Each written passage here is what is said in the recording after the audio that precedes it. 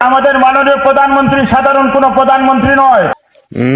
মাননীয় প্রধানমন্ত্রী কোনো সাধারণ মানুষ নয়, উনি কর্মবীর মানুষ। কোনো কথা আমাদের মাননীয় প্রধানমন্ত্রী সাধারণ কোনো প্রধানমন্ত্রী নয়। মাননীয় প্রধানমন্ত্রী উনি হলেন একজন কর্মবীর মানুষ, যিনি তাহাজ্জুদের নামাজ আদায় করেন, যিনি কোরআন তিলাওয়াতের মাধ্যমে উনি দিনের কাজ শুরু করেন। উনার বক্তব্য, উনার দলের নেতা নেতৃবৃন্দের বক্তব্য আমরা শুনি।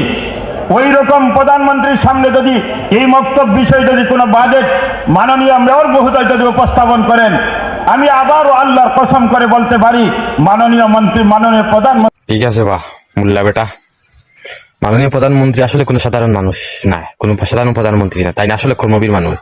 আপনি আল্লাহর কসমও হরি লিলা, তাই তাহাজ্জুদ নামাজ পড়েন, তাই তাহাজ্জুদ নামাজ পড়ি আল্লাহর কাছে খান দিয়া যায় নামাজ বিজয়ী নেই। আপনি কসম করিলে আপনার কত বড় একজন মেসা।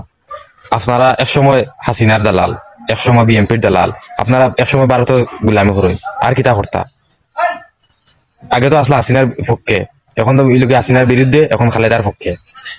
আর কত এটা গুলামি করতা মানুষের, আর কত এটা ভারতের গুলামি করতা, বার্ধক্য হতা।